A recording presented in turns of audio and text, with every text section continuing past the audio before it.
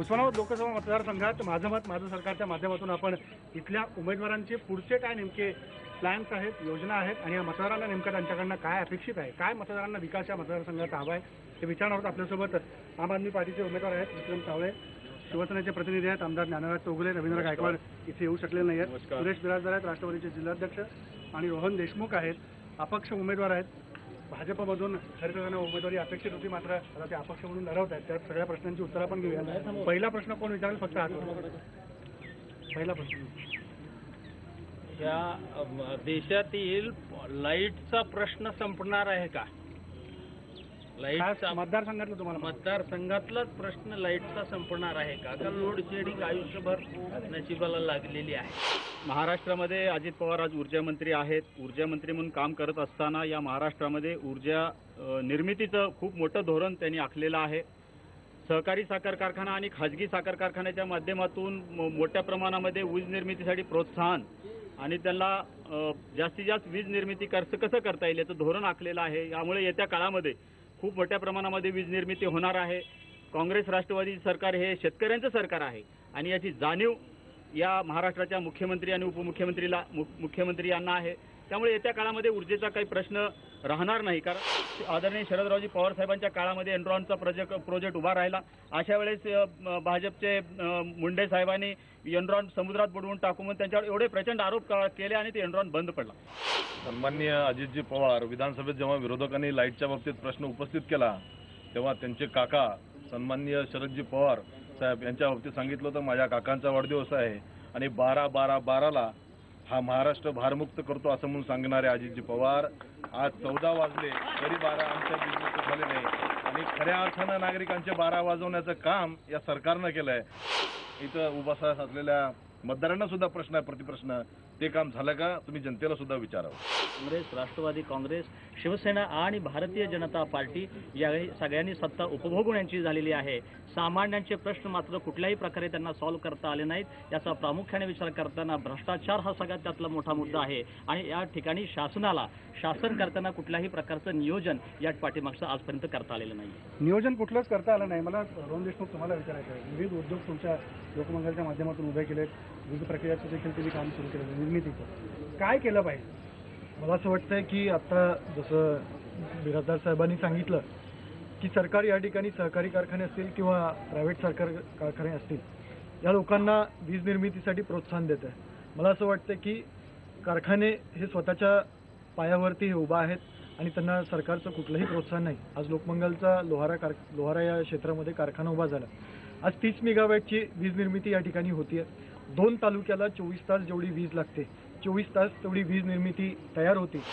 माझा प्रश्न आहे राष्ट्रवादीच्या नेत्यांना, जवळ 65 वर्ष झाली देशाला स्वातंत्र्य मिळून अजून लाईट, पाणी, वीज हेच म्हणतोय आपण, अजून किती दिवस त्याला लागणार आहेत पाणी लाईटसाठी हे त्यांना एकदा विचारा.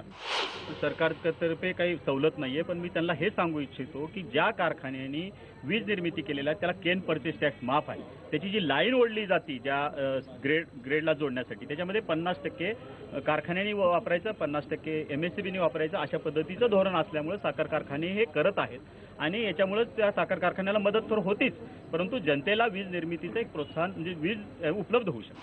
महिलांवर जे अत्याचार होत असतात ते होणारे अत्याचार कधी थांबतील आणि त्यासाठी सरकारने काय योजना केल्या आहेत आणि ते अत्याचार थांबतील का असा प्रश्न मी त्यांना विचारते. आणखीन एक माझा प्रश्न आहे की ज्या आता सुशिक्षित जे बेकार तरुण वाढले आहेत, D.Ed किंवा B.Ed डिग्री संस्था ज्या आहेत, इतकी बेकारी वाढली असतानाही अशा संस्थांना का मान्यता दिली? आणि जर तुम्ही आता हे प्रयत्न जर त्यांना नोकरी देण्याचे प्रयत्न करत असाल तर एज बार झालेल्या तरुणांनी काय करायचं हा प्रश्न मी त्यांना विचारतो. आमचं सरकार असताना सुद्धा इथल्या तरुणांना भूकंप झाल्यानंतर जेवढे म्हणून इंजिनियर होते त्या सगळ्यांना नोकरी देण्याचं काम रवी सरांच्या माध्यमातून झालंय. महाराष्ट्रभर जेवढे इंजिनियर असतील, जेवढे शिक्षक असतील तेवढे रवी सरांनी त्यांच्या कार्यकाळात नोकरी देण्याचं काम केलंय. जिथं 100 शिक्षक गरजेचे तिथं 1000 शिक्षक तयार व्हायला लागले. कारण की अभ्यासक्रम आम्ही पारंपरिक पद्धतीनं B.Ed आणि D.Edचे कॉलेज चालवत चाललोय, पण आज समाजाची गरज बदललेली आहे. अभ्यासक्रम नवीन आले पाहिजे, जी समाजभूमिक आज जे पुस्तकात शिकवलं जातं ते व्यवहारात नाही, आणि जे व्यवहारात गरजेचं असतं ते पुस्तकात शिकवलं जात नाही. ही कुठंतरी दुफळी या ठिकाणी निर्माण झालेली आहे. त्यासाठी पहिलं अभ्यासक्रम बदलले पाहिजे. डीएड विषयीचाच विषय निघाला म्हणून सांगतो. महाराष्ट्रात वर्षाला 84,000 डीएड तयार होतात. प्लेसमेंट आहे फक्त 8,000. मग हे डीएडचे कॉलेजेस कुणाचे आहेत? हा पैसा सगळा कोणाकडे जातो? हा पैसा सगळा कोण खातो? हे बघितलं पाहिजे. ह्या विद्यार्थ्यांचं नुकसान नाही झालं पाहिजे. इन्फ्रास्ट्रक्चर चांगलं झालं. आज डीएडला युरोपमध्ये अतिशय चांगली मागणी आहे, पण आमच्या डीएडच्या विद्यार्थ्याला त्याचं इंग्लिशमध्ये नाव लिहिता येत नाही. का येत नाही? आमचे डीएड कॉलेज माळरानावरच्या 4 पत्र्याच्या खोल्यात आहेत. ह्याच्यात सुधारणा करण्यासाठी तुम्ही काहीतरी चर्चा करा. एकमेकावर टीका करू नका. विकासात्मक बाबीवर चर्चा करा. तुम्ही काय केलं, मी काय केलं. एक समाजकारणी म्हणून मी इथं बोलतोय. मला सगळ्यांना विनंती आहे कळकळीची, तुम्ही इन्फ्रास्ट्रक्चरवर का भर देत नाही? उजनीचं पाणी उमरग्यात आणून द्यायचं, उजनीचं पाणी उस्मानाबादला द्यायचं, कुठली पद्धत आहे होई? ह्याला किती पैसे खर्च होतात हे माहित आहे का तुम्हाला? पाटबंधारे मंत्री म्हणून डॉक्टर पदमसिंह पाटील असताना या जिल्ह्यातून एवढे मोठा सोर्स नसल्यामुळे 21 टीएमसी पाणी आदरणीय कैलासवासी विलासरावजी देशमुख आणि पाटबंधारे म्हणून डॉक्टर पदमसिंह पाटील आणि मधुकरराव चव्हाण या सर्व मंडळींनी प्रयत्न करून मंजूर करून घेतले. रामदरा तलाव असेल, सिना कोळेगाव असेल, याच्यामध्ये काम मोठ्या प्रमाणामध्ये चालू झालेलं आणि ते पाणी आल्याशिवाय दुसरं पाणी कुठूनच इथं या जिल्ह्यामध्ये येणारच नाहीये. कारण हा जिल्हा हा पठारावरचा जिल्हा आहे. बाहेरचं पाणी येत नाही, मोठी नदी नाही, मोठं साठवण तलाव नाही. हे जिल्ह्याची भौगोलिक परिस्थिती आहे. त्याच्यावर तरी किमान राजकारण कोणी करू नये. 21 टीएमसी पाण्यासाठी सगळ्यांनी संघर्ष करा. पायरी सोडून कळस बांधला असं सांगण्याचा प्रकार दाजींचा आहे. आपण सांगितलं 21 टीएमसी पाणी उजनीतून तिथून घ्यायचं आहे, ते सोडून नळदुर्गच्या इथं आम्ही धरण बांधलं. हा कुठला आहे? त्याला लागणाऱ्या 3 लिफ्ट इरिगेशनच्या योजना आहेत, त्या तिथंच ठेवायच्या आणि पुढचं धरण बांधायचं. आणि त्याही धरणाची किंमत आपण बघितली. जे मुळात तयार होत असताना धरणाची किंमत आणि त्याची आज झालेली किंमत याची जर तफावत बघितली तर 200 पटीनं जास्तीची किंमत त्यांनी त्या रामदरा धरणावर केलेली आहे. हा जीर्ण झालेला आमच्या खासदार साहेबांचा गेल्या पंचवार्षिक योजनेतला हा जाहीरनामा आहे. या जाहीरनाम्यामध्ये त्यांनी काही गोष्टी सांगितलेल्या आहेत की ही कामं आम्ही करू. तर मी आज आलेल्या प्रतिनिधींना विचारू इच्छितो की गेल्या 5 वर्षापूर्वी जनतेला भूलथापा देऊन तुम्ही जो जाहीरनामा प्रसिद्ध केला होता, यातली किती टक्के कामं पूर्ण झालेली आहेत? गेल्या लोकसभेच्या वेळेला रोजगार मिळावा म्हणून माननीय नळदुर्गचे नगराध्यक्ष नय्यर जहागीरदार यांनी MIDC मध्ये एक रेडीमेडचा कारखाना काढतो म्हणून रोजगार मेळावा घेतला. त्याचा आज काहीही काम तिथं झालेलं नाही. यापेक्षा अनेक गोष्टी, तेरणा चॅरिटेबल ट्रस्टच्या नावाखाली डिझोन मधला हा जिल्हा असल्यामुळे त्यांनी मेडिकल कॉलेज उस्मानाबादला घेतलं, धाराशिवला घेतलं, परंतु ते धाराशिवला न करता केवळ पैसे मिळवण्यासाठी ते नवी मुंबई या वर्षीला का हलवलं? मला एवढंच सांगायचं या बाबतीत की या जिल्ह्यामध्ये डॉक्टर पदमसिंह पाटलांनी जी मेहनत घेतलेली आहे, सिंचनासाठी घेतलेली असेल, ऊर्जासाठी घेतलेली असेल, किंवा ज्या वेळेस हा जिल्हा अडचणीत आला, 30 सप्टेंबर 1993चा भूकंप झाला, आदरणीय डॉक्टर पदमसिंह पाटील साहेब असतील, शरदरावजी पवार साहेब असतील, विलासरावजी देशमुख साहेब, एवढं चांगलं पुनर्वसन या जिल्ह्यामध्ये, या तालुक्यामध्ये झालेलं आहे, ज्याचं कौतुक आज या जिल्ह्यात नाही, देशात नाही, जगात होत आहे. सिंचनाच्या बाबतीत स्वातंत्र्याच्या कालखंडानंतर युतीचं सरकार येईपर्यंत उमरगा आणि लोहारा तालुक्यापुरतं बोलतो एक प्रतिनिधी म्हणून, या तालुक्यात बघितली तळ्यांची संख्या केवळ 7-8 होती. Irrigation minister doctor Padamsinh Patil असताना ते काही सिंचनाचा करू शकले नाहीत, पण रवी गायकवाड आमदार झाल्यानंतर नव्यानं 32 तळी या तालुक्यात निर्माण करण्याचं काम केलं. लोकसभेच्या संदर्भामध्ये आपल्या रवी सरांना तुम्ही हा निरोप निश्चितपणे द्या. ज्या 4 लाख लोकांनी तुम्हाला गेल्या वेळेस मत दिलं, त्या 4 लाख लोक आता या ठिकाणी आपल्याला प्रश्न विचारतायत की गेल्या 5 वर्षामध्ये रवी सर नॉट रिचेबल का राहिले. हा प्रश्न लोहारा आणि उमरगा नाहीये, हा प्रश्न संपूर्ण मतदारसंघाचा प्रश्न. याचं उत्तर आपल्याला द्यावं लागेल sir. Ravi sir not reachable राहिले हा विरोधकांचाच आरोप आहे. अल्पसंख्याक आरक्षणचं काय झालं हे सरकारला विचार. आणि 42,000 शिक्षक जे आता पेन्शनसाठी कोर्टात गेलेले आहे त्यांचं काय होणार? 42,000 पूर्ण शिक्षक DCPS मध्ये न जाता त्यांनी पेन्शनसाठी कोर्टामध्ये गेलेले आहेत, त्यांची पेमेंट बंद आहे. त्यांचं काय होणार शिक्षकांचा? 42,000 शिक्षकांचा जे मुंबई हायकोर्टात गेलेले आहे. दर्डा साहेबांनी जे आश्वासन दिले ते मीही पेपरला वाचलेलं आहे. दुसरा विषय महत्वाचा आहे की आज राष्ट्रवादी वर्सेस शिवसेना इथं जी लढाई चालू आहे उस्मानाबादमध्ये, राष्ट्रवादी काँग्रेस हे विकासाच्या मुद्द्यावर केलेल्या कामावर मतं मागते आणि दुसरे विरोधी उमेदवार नुसतं टीका करते. शिक्षकाच्या बाबतीत प्रश्न उपस्थित केला. DCC बँक ज्यांची आहे, ज्या राष्ट्रवादी काँग्रेसची सत्ता त्या DCC बँकेत आहेत, त्या शिक्षकांना वेळेवर पगार मिळत नव्हता. एक ज्ञानराज चौगुले विरोधी आमदार म्हणून विधानसभेत तो प्रश्न लावला आणि नॅशनलाइज बँकेतून पगार करण्याचं काम ज्ञानराज चौगुलेंनी केलं. एक विरोधी आमदार म्हणून हे सांगतो. आणि यांनी सांगतात कुठल्या नोकऱ्या दिल्या. अरे ज्यांच्याकडे सत्ता आहे त्यांनी किती नोकऱ्या दिल्या हा माझा त्यांना प्रश्न आहे. त्या आमच्याकडे असलेली डेअरी जी आहे ती फक्त बंद करण्याचा विचार मानस या सरकारचा असताना सुद्धा एकमेव डेअरी चालू ठेवण्याचं सरकारचं काम ज्ञानराज चौगुले एक विरोधी आमदार म्हणून केलेलं आहे. आणि डीसीसी बँक बुडवण्याचं काम यांनी जे मयत झाले त्यांच्याविषयी मी काय बोलणार नाही, पण ते तुमच्या सोबत असताना माझा यांना प्रश्न आहे राष्ट्रवादीला, ते तुमच्या सोबत असताना तुमच्या जवळचे नातेवाईक म्हणूनच तुम्ही कर्ज दिलं, म्हणूनच ते बँक बुडली. खऱ्या अर्थानं जर दोषी डॉक्टर पदमसिंह पाटील आहेत असं माझं त्यांच्यावर ठाम आरोप आहे. उस्मानाबादमधून लातूर वेगळा झाला. लातूर आणि उस्मानाबाद एकेकाळी एक मतदारसंघ होता, तेव्हाही या भागाचा विकास झाला नाही आणि आत्ताही केवळ विकासाच्या वल्गना होत आहेत. त्यामुळे मतदारांना न्याय कधी मिळणार हा महत्त्वाचा भाग आहे. ब्रेक घेऊ, ब्रेक नंतर परत भेटू.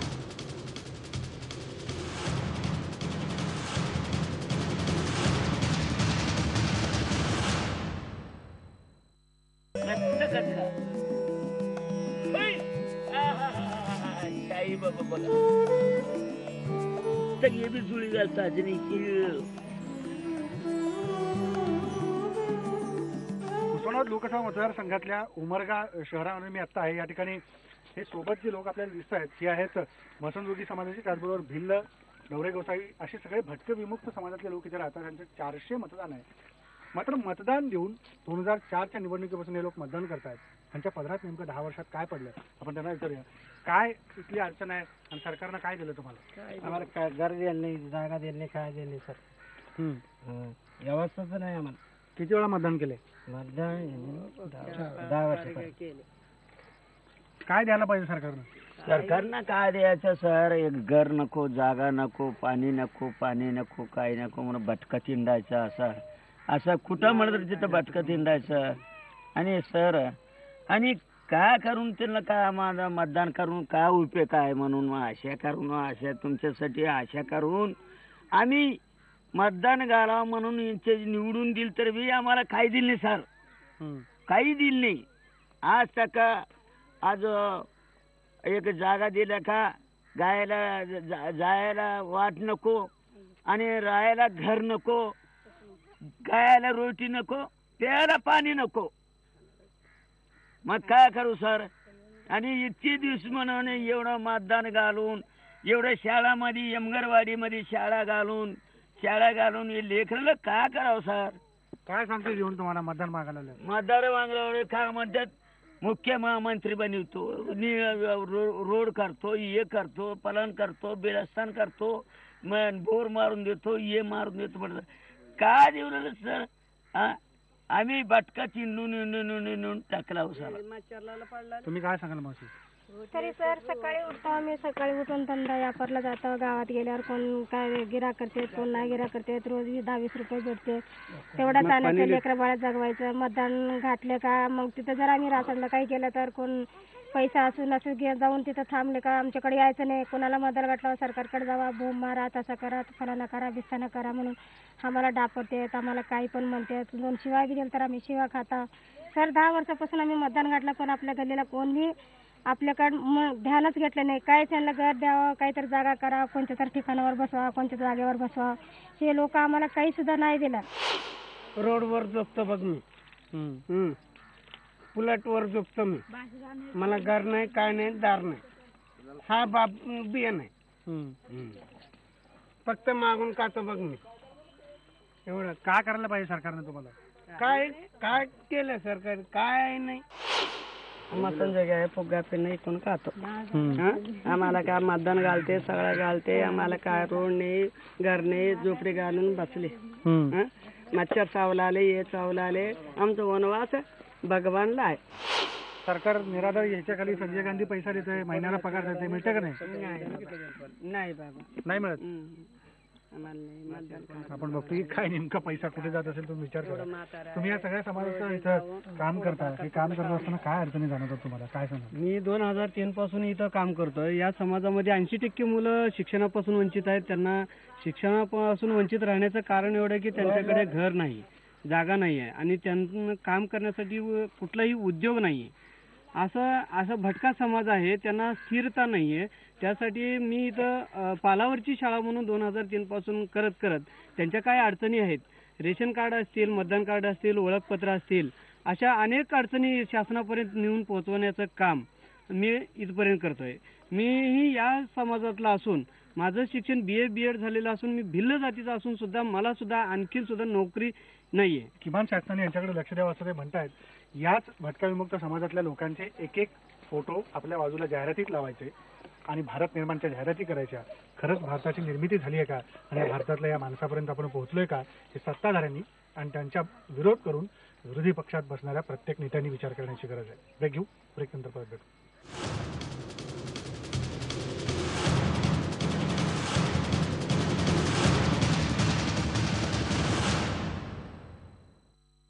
उस्मानाबाद लोकसभा मतदारसंघातल्या या पारधी वस्तीवर मी आता येऊन पोहोचलेलो आहे. काय नेमक्या त्यांच्या अडचणी आहेत? मतदारसंख्या तर मोठी आहे, मात्र खरा विकासाचा स्रोत, विकासाचा सगळा निधी जो आहे तो यांच्यापर्यंत येऊन पोहोचतो का, हे आपण त्या लोकांशी सगळ्यांना बोलणार आहोत. मला सांगा, मतदार म्हणून तुम्ही काय 5 वर्षात खासदार किती वेळा तुमच्याकडे येऊन गेले, काय समस्या आहेत, काय मिळायला पाहिजे? या उस्मानाबाद लोकसभा मतदारसंघामध्ये कमीत कमी 80 ते 90 हजार पारधी समाजाची लोकसंख्या असून आमच्याकडं कुठलाही खासदार आमदार कधीही येत नाही. फक्त मतदानाच्या वेळेस फक्त मतं मागण्यासाठी आमदार खासदार येतो. स्वतःची जागा नाही. आम्ही आत्ता जी या जागेवर उभा आहे ते अतिक्रमणची जागा आहे. इथं फक्त पत्र्याच्या शेडमध्ये राहतो. स्वतःची जागा नाही, घर नाही, मुलांच्या शिक्षणाकडे दुर्लक्ष आहे. ह्या सगळ्या गोष्टीवर कुठलाच पक्ष आमच्याकडे दुर्लक्ष करत आहे. तुम्ही काय सांगा? आम्ही बोलतो कसं आहे की आज वेळी 5 वर्षाच्या काळामध्ये आम्ही बी ग्रामपंचायतचे सदस्य असताना आमच्याकडं ग्रामपंचायत लक्ष करत नाही. अगर कोणता पक्ष आमच्याकडं लक्ष करत नाही, मग आम्ही काय करायचं, आम्ही काय ठरवायचं?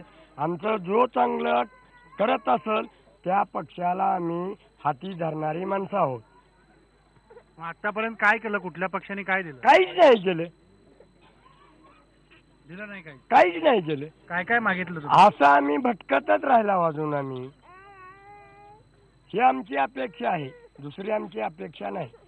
बरोबर आहे. मावशी, तुम्ही काय सांगाल? कायम तुम्हाला पालक इकडे तिकडे बांधत भटकत राहावं लागतं, काय मिळालं पाहिजे सरकार? आम्हाला घर मिळालं पाहिजे, अजून काय मिळालं पाहिजे? लेकरं शिक्षणाला जायला पाहिजे, जागा भेटली पाहिजे आम्हाला, तेवढंच पाहिजे आम्हाला. आता इथं वस्तीवर दवा पाणी करायला दवाखाना आहे का? काय त्याची सुविधा आहे का? नाही, काहीच नाही सोय, तसली काहीच नाही सोय राहिली. हा, कुठं जावं लागतं दवाखान्यात? मग आम्ही डोकीला जावं लागेल दवाखान्यात. उस्मानाबाद दवाखान्याला जावं लागतं, इथं डोकीला जावं लागतं. 30 किलोमीटरवाला जावं लागतं आम्हाला. इथं शिक्षणाला भेट नाही, काहीच नाही लेकराला. पुढारी किती वेळा भेटायला येतात तुम्हाला? एक वेळेस पण आला नाही. खाली शिक्षणाला तेवढं ही मतदान यादीला तेवढं येतात माणसं, तेवढं आल्यानंतर येतच नाही माघारी. पोलीस वेगळ्या नजरेने तुमच्याकडे बघतात. या बाबतीत कुठेही सरकारला तुम्ही विचारणा केली? तुम्ही सांगितलं, कोण ऐकतं तुमचं? कुणी ऐकत नाही. काय कसं आहे, आम्ही नाही चोऱ्या करून तरी आम्हाला LCB वाले कुठले साहेब हे कोणत्या जातीचा आहे म्हणून ठरवितात. हे पारधी समाज आहे हे चोर म्हणून ओळखतात. दुसऱ्या माणसं आमच्यापाशी शेजारी असतात त्यांना कुणी विचारत नाही, पण आमच्या समाजाला लगेच चोर म्हणून ठरवितात.